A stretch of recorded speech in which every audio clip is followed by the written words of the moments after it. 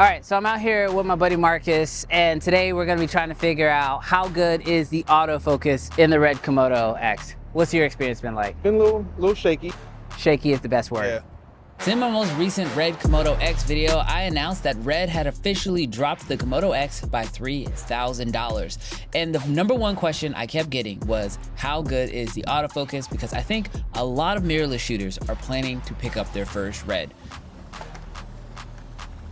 Let's talk about this autofocus. So originally when the OG Komodo came out, we got our first taste of autofocus from RED, and it was a little shaky.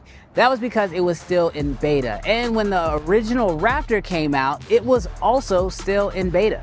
We then got the Komodo X, which took autofocus out of beta, which was nice.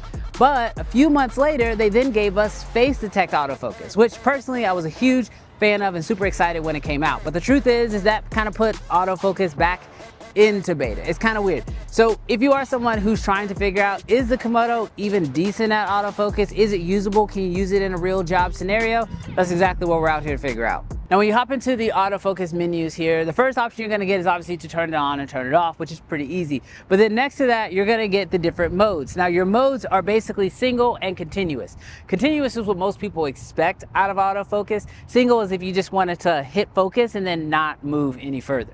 Now, the next option you're gonna have after your modes is going to be the size of the box. Now, the size of the box, if you're using face detect, will change obviously with the size of the face. But if you're not using face detect, this is where you can choose between a small, medium, or large box. From there, you have your position, which is where you want the box to be on screen.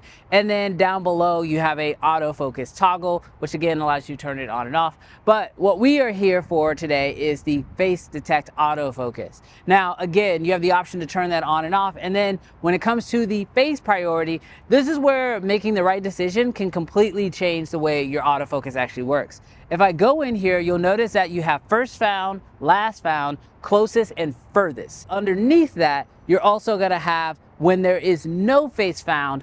Well, what does the camera do? Well, you can have it pause the autofocus, you can have it continue doing the autofocus, or you can have it automatically revert back to the box. One thing that you'll notice that I did not say is touch to focus. There currently is no touch tracking autofocus on the RED. Honestly, that's a little bit of a bummer. Okay, so this first test is with autofocus turned on. I have the autofocus turned on, face detect is currently turned on, still under beta, and I've got face priority set to closest found. And as far as like no face, if it cannot detect a face, that is set to pause focus. And this is the only time where I find the face detect autofocus doesn't work really well, because the issue here is that like if I'm really close, the background, as you can tell, is currently blurry, as it should be. And then if it loses me, and then I walk back here and I come back in, it kind of hits or miss as far as like if it can find me again. Because I'm showing back up into frames so far away from the focus point, it can't recognize me as a face. It will not get me back, no matter what I do. And sometimes you get too close too fast and it loses you, and then it kind of starts hunting and jumping around. And the nice thing is that I can back up really far, and I can see that it does tend to hold with me pretty well. Right now, I'm super far away from the actual frame.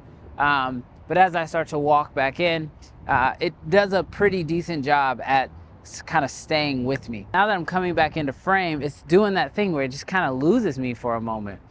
And this is making this a little more challenging. Now, as far as like, how do I actually go about getting these shots? Well, if you're filming by yourself, this is sort of my recommendation. I'm actually going to stop recording. I'm gonna go into my settings. I'm gonna go into autofocus here. I'm gonna choose, we're gonna go into face detect. And then when it says no face found, I'm actually gonna say continue AF. And so what that'll do is that'll actually allow it to jump to the background and grab focus. So now you'll see, now this is the only time this is the problem though. So now it's rolling on me, which is great. I like that it's got me locked. But if it loses me, you'll see that it will go grab one of those faces in the background. And then if I come back, hopefully it should jump to me. And the reason being is that we have closest face detected. Now this is a setting that you can change, but you want to make sure that you're choosing either the closest face or the furthest face. If I were to switch it to furthest face right now, it would most likely jump to one of those faces on the wall behind me. It's interesting though, because we have cameras like the FX3, which is not a traditional cinema camera that has phenomenal autofocus, that's trying to get into the traditional space. And then you also have a camera like the RED, which is more of a traditional cinema camera, trying to do the autofocus thing and sort of get more into the creator space. So it's very interesting. This is one of those features that I feel like if RED could just nail it, especially with like maybe eye autofocus or just really get good at tracking, not just faces, but other elements, they could absolutely take over because the image quality is absolutely unmatched. But when it comes to the focus, well, there's a lot that's being left, you know, on the table. Dude, you too big. Go that way. Go that way. There you go. Jeez. Am I kind of... It's better? Think so. Okay. All right, so let's talk about this autofocus thing. So you've used it on a professional set. What was that like? So I had a job where I had to get B-roll, right? And I said, let me just use a Komodo. It has autofocus. It's going to help me collect some of the people that are walking back and forth at this screening.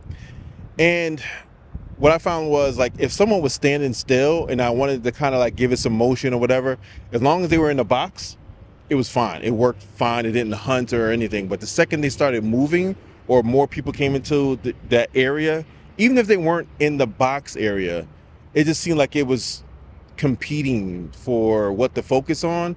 So yeah, it wasn't reliable. Yeah, I think that's the most difficult part about this. I mean, we can see what it's capable of because when it works really well. Yeah. And most people who are buying this camera probably don't actually care about the autofocus, but I know because it technically has it, people are gonna judge it for it. Because aside from the autofocus, it's a phenomenal camera. But unfortunately, if you're using it for autofocus, like if you're in like sports or weddings or anything where it's like live events and you have to trust that it's gonna get that shot, I don't know if I can comfortably recommend relying on this camera when it comes to autofocus to get that shot.